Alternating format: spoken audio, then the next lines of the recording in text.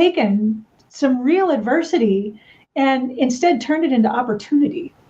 And that leader of one thing is something that I talk about a lot, because if we can't lead ourselves, how do we plan on leading anybody else? And I would love to hear more about your story and more about that, how you became author, writer, speaker, coach, everything.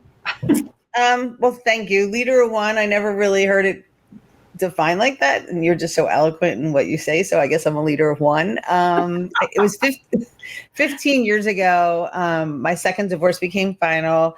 I lost my job and I declared personal bankruptcy all in 1 month.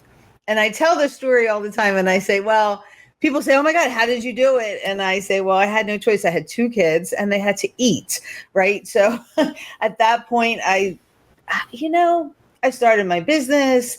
And then while teaching at Temple, I realized that we do a great job of teaching what's on the syllabus. I think as a country and a society, we could do a better job teaching more than just what's on the syllabus, how to say no, how to have tough conversations. And the more I was teaching and the more I was interacting with my students, the more I was realizing that this was a miss. So I started kind of like including some of that in the syllabus. My students were just eating it up.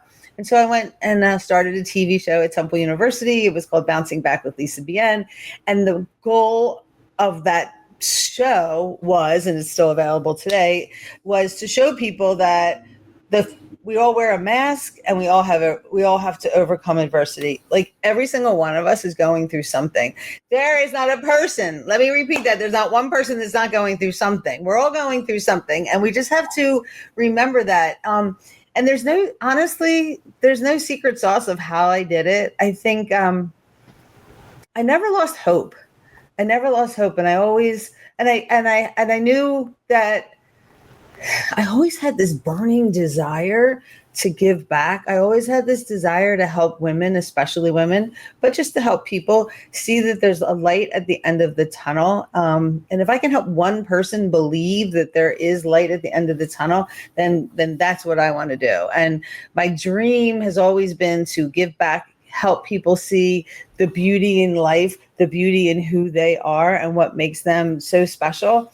And I'm a student. That's the best way I can say it. Like I'm a student of myself. I'm constantly reading books. I'm constantly, listening to podcasts because I want to be the better version of me than I am today. I want to be that person tomorrow.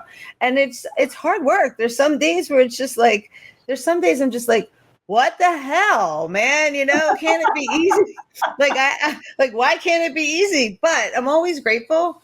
And I practice what I preach. So if you listen to any of my, my videos or you read my books, everything that's in there are things that I've actually done myself. The tools I teach are tools that I still use today and teach every single day because they're easy.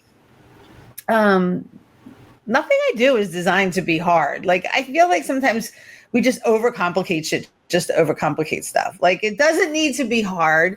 And so I'm really proud of the tools that I offer, but honestly, I worked hard. It's everything that I've done to get to this point, and all I want to do is share it with people. Which I think is fantastic, because that is really, with understanding connection, what empathy is about. So you're living it. You're not talking about it. You're living it. You're making it actionable.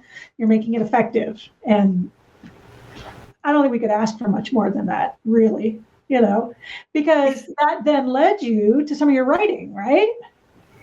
Yes, absolutely. So from my TV show, so at the time, my producer, his name is Paul Gluck. I love him to death. He said, well, now you can write a book. And I was like, write a book? Are you kidding me? I can't write a book.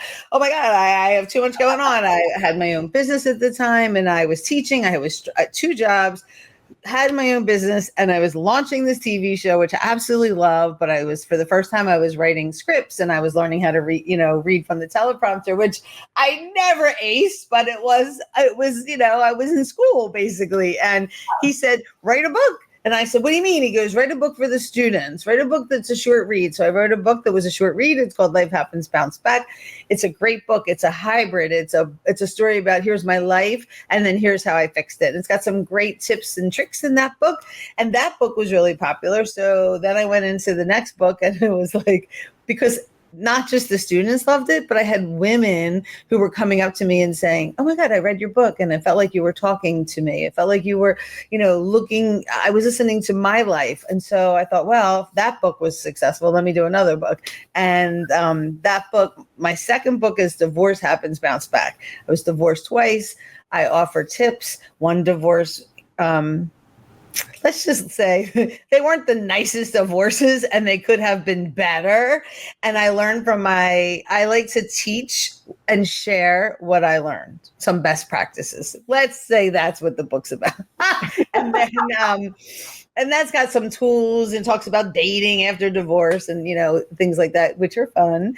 You can't have, and then my third book is 111 Ways to Bounce Back, which is a journal. So it gives you a prompt of things that I did, things that are, again, so simple. Go outside if you're having a bad day.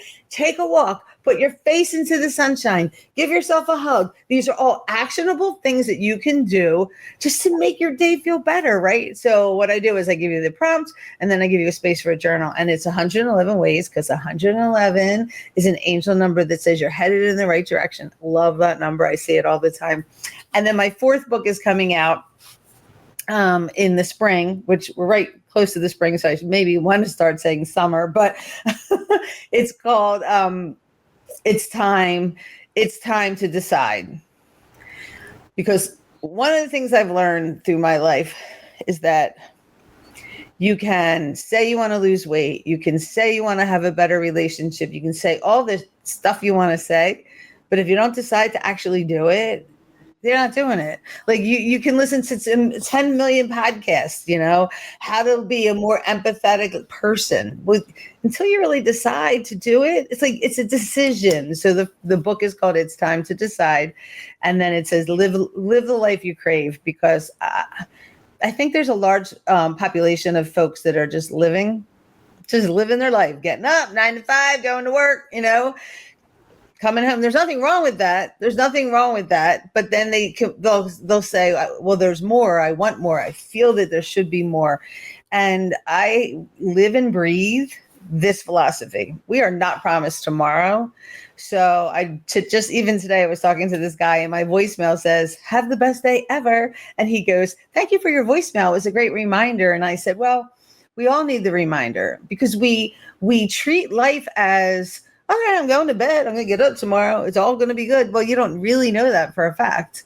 So I try to live every single day as this. If this were my last day, it better be a great day.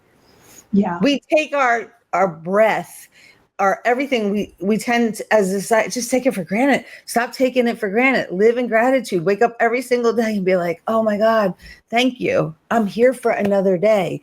I don't care if the world is on fire. I'm still here to make an impact, to make a difference, to be that empathetic person, to make a difference in the world. Yes. See, I love everything that you're saying because